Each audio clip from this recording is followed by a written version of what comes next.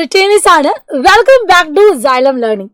ഇന്ന് നിങ്ങൾക്കൊരു അടിപൊളി കാര്യം പറഞ്ഞു തരാൻ വേണ്ടിയിട്ടാണ് മിസ് വന്നിട്ടുള്ളത്.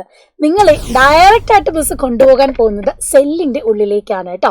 അതായത് നമ്മൾ സെല്ല് പഠിക്കുന്ന സമയത്ത് പ്ലാന്റിന് സെൽ വാൾ ഉണ്ടെന്ന് നമുക്കറിയാം, ആനിമൽ സെല്ലിന് സെൽ വാൾ ഇല്ല, പകരം എന്താണ് സെൽ മെംബ്രെയിൻ മാത്രമേ ഉള്ളൂ എന്ന് നമുക്കറിയാം.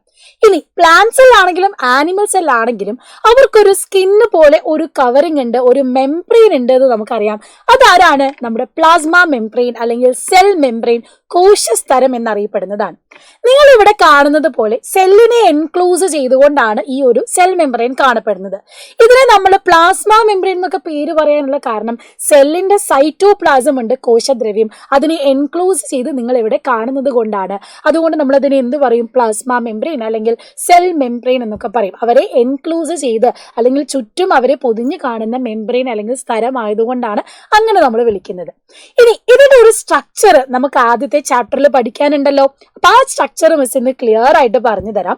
നമ്മുടെ ഈ ഒരു പ്ലാസ്മ മെംബ്രെയിൻ, ഏതൊരു സെല്ലിന്റെയും മെംബ്രെയിൻ ആയിട്ട് നിൽക്കുന്ന പ്ലാസ്മ മെംബ്രെയിന് ഏകദേശം എല്ലാ ജീവികളിലും, ബാക്ടീരിയ ആണെങ്കിലും പ്ലാന്റ് ആണെങ്കിലും ആനിമൽ സെല്ലിലാണെങ്കിലും ഒരേ സ്ട്രക്ചർ ആണ് ഉള്ളത്. ഇവരുടെ ഏറ്റവും പ്രധാനപ്പെട്ട ആളെന്ന് പറയുന്നത് ഫോസ്ഫോലിപ്പിഡ്സ് ആണ്, അല്ലെങ്കിൽ ലിപ്പിഡ് ബൈലെയർ എന്ന് പറയും. ഈ ഒരു ഫ്ലൂയിഡിന് നമ്മൾ പറയുന്നത് ഫ്ലൂയിഡ് മൊസൈക് മോഡൽ എന്നാണ്. സിംഗർ ആൻഡ് നിക്കോൾസൺ എന്ന് പറഞ്ഞ സയന്റിസ്റ്റ് ആണ് ഇത് കണ്ടുപിടിച്ചിട്ടുള്ളത്. അപ്പൊ ഇതൊരു ഫ്ലൂയിഡ് ആയിട്ടാണ് നിൽക്കുന്നത് ആൻഡ് ഒരു മൊസൈക് പാറ്റേണിലാണ് ഇത് നിൽക്കുന്നത്. ചെതറി കിടക്കുന്ന പോലെ പ്രോട്ടീൻസ് ഉണ്ടാവും. അപ്പൊ അതുകൊണ്ടാണ് ഈ ഒരു മോഡൽ ഫ്ലൂയിഡ് മൊസൈക് മോഡൽ എന്ന പേര് വന്നിട്ടുള്ളത് കേട്ടോ. ലിപ്പിഡുകളുടെ ഇരട്ട പാളി നമുക്ക് ഇവിടെ കാണാനായിട്ട് സാധിക്കും. എന്താ ഇവിടുത്തെ പ്രത്യേകത? നിങ്ങൾ കാണുന്ന പോലെ ഒരു തലയും രണ്ട് വാലുകളുമുള്ള കൊഴുപ്പ് അല്ലെങ്കിൽ ലിപ്പിഡ് കൊണ്ടിട്ടാണ് ഈ ഒരു പ്ലാസ്മ മെംബ്രെയിൻ ഉണ്ടാക്കിയിരിക്കുന്നത്. ഇതില് തലഭാഗം അല്ലെങ്കിൽ ഹെഡ് റീജിയൻ എന്ന് പറയുന്നത് ഹൈഡ്രോഫിലിക് ആണ്. അവർ വാട്ടർ ലവിങ് ആയതുകൊണ്ട് തന്നെ പുറത്തേക്കാണ് നമുക്ക് കാണാൻ പറ്റുക. ആൻഡ് ഇതിന്റെ ടെയിൽ റീജിയൻ എന്ന് പറയുന്നത് ഹൈഡ്രോഫോബിക് ആണ്. അവർ വാട്ടർ ഹേറ്റിംഗ് ആണ്. അവർക്ക് വെള്ളം ഉള്ളിടത്ത് നിൽക്കാൻ പറ്റില്ല. അതുകൊണ്ടാണ് ഈ ഒരു ലിപ്പിഡിന്റെ ടെയിൽ റീജിയൻ എല്ലാം സെൻട്രലിലേക്ക് ഉള്ളത്. സോ ഇങ്ങനെ ആയതുകൊണ്ടാണ് ഇതിനെ ലിപ്പിഡ് ബൈലെയർ ആയിട്ട് നമ്മൾ കാണുന്നത്. ഹെഡ് റീജിയൻ പുറത്തോട്ടും ടെയിൽ റീജിയൻ അകത്തോട്ടും. ഇനി ലിപ്പിഡ് ബൈലെയർ അല്ലെങ്കിൽ കൊഴുപ്പിന്റെ ഇരട്ടപ്പാളി മാത്രമേ ഉള്ളൂ? അല്ല, മറ്റൊരു പ്രധാനപ്പെട്ട ആളാണ് കൊളസ്ട്രോൾ എന്ന് പറയുന്നത്. നമ്മൾ ഈ കാണുന്ന ലിപ്പിഡ് ബൈലെയറിനെ സ്റ്റെബിലിറ്റി മെയിൻറ്റെയിൻ ചെയ്യാനും അവരെ നല്ല രീതിയിൽ സ്റ്റിഫായിട്ട് കണക്ട് ചെയ്ത് വെക്കുന്ന ആളാണ് കൊളസ്ട്രോൾ എന്ന് പറയുന്നത്. കേൾക്കുമ്പോൾ നമ്മൾ ഇയാൾ ഒരു മോശം ആളാണല്ലോ എന്ന് വിചാരിക്കും. പക്ഷേ ഈ ലിപ്പിഡ് ബെയറിന്റെ കൺസ്ട്രക്ഷൻ അല്ലെങ്കിൽ ഈ ഒരു ലിപ്പിഡ് ആവരണത്തെ കൺസ്ട്രക്ഷനിൽ വളരെയധികം പ്രധാനപ്പെട്ട പങ്ക് വഹിക്കുന്ന ആളാണ് ആര്? കൊളസ്ട്രോൾ എന്ന് പറയുന്നത്.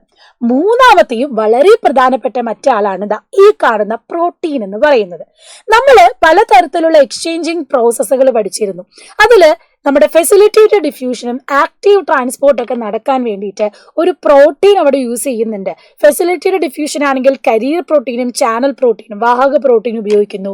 ഇനി ആക്റ്റീവ് ട്രാൻസ്പോർട്ട് ആണെങ്കിൽ അവിടെ കരിയർ പ്രോട്ടീൻ വാഹക പ്രോട്ടീൻ ഉപയോഗിക്കുന്നുണ്ട് നമ്മൾ പഠിച്ചിട്ടുണ്ട്. ഈ പ്രോട്ടീൻ എന്തിനാ ഇവിടെ? നിങ്ങൾ കാണുന്ന പോലെ നമ്മുടെ അയോൺസുകൾ, ഗ്ലൂക്കോസ്, അതുപോലെ തന്നെ സോൾട്ട്, ലവണങ്ങളൊക്കെ ഈ പ്രോട്ടീനിന്റെ ചാനലിലൂടെയാണ് എന്ത് ചെയ്യുന്നത്? അവർക്ക് സെല്ലിന്റെ അകത്തോട്ട് പുറത്തോട്ട് പോകാനായിട്ട് സാധിക്കുന്നത്. സോ ലിപ്പിഡ് ബൈലെയറിലൂടെ സാധാരണ ഓക്സിജൻ, CO2 പോലത്തെ ഗ്യാസസിന് പോകാൻ പറ്റും.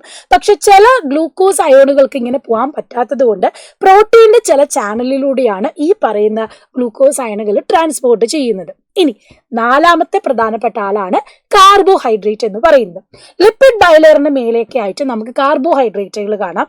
ഇവരെന്തിനാ ഹെൽപ്പ് ചെയ്യുന്നതെന്ന് വെച്ചാൽ ഇവര് ആ ഒരു ഭാഗത്തിനെ കണക്ട് ചെയ്ത് നിൽക്കും. അതുകൊണ്ട് ഇതിന്റെ അകത്തേക്ക് പ്രവേശിക്കാൻ പോകുന്ന ആളെ ഡിറ്റക്ട് ചെയ്യുക, ഏതൊക്കെ സാധനങ്ങളാണ് സെല്ലിന്റെ അകത്തേക്ക് വരാൻ പോകുന്നത്, ഇനി ഏതെങ്കിലും ഒരു ഫോറിൻ പാർട്ടിക്കിൾ അകത്തേക്ക് കയറാൻ ശ്രമിക്കുന്നുണ്ടോ എന്നൊക്കെ മനസ്സിലാക്കാനും അതിനെ ഡിറ്റക്ട് ചെയ്യാനുമായിട്ട് കാർബോഹൈഡ്രേറ്റ് സഹായിക്കുന്നുണ്ട്. സോ ഇങ്ങനെയാണ് നമ്മുടെ സെല്ലിന്റെ സെൽ മെംബ്രെയിന്റെ സ്ട്രക്ചർ വരുന്നത്. സോ ഈ ഒരു ഭാഗം നിങ്ങൾക്ക് മനസ്സിലായിട്ടുണ്ട്. വീഡിയോ ഇഷ്ടപ്പെട്ടിട്ടുണ്ടെങ്കിൽ കമന്റ് ബോക്സിൽ കമന്റ് ചെയ്യുക. ഇനി ഈ പ്ലാസ്മ മെംബ്രെയിനിലൂടെ ട്രാൻസ്പോർട്ടേഷൻ നടത്തുന്ന 4 വിവിധ പ്രോസസ്സുകൾ നമ്മൾ പഠിക്കുന്നുണ്ട്. അതേതാണെന്ന് do comment below. So thank you മക്കളെ, ബൈ ബൈ.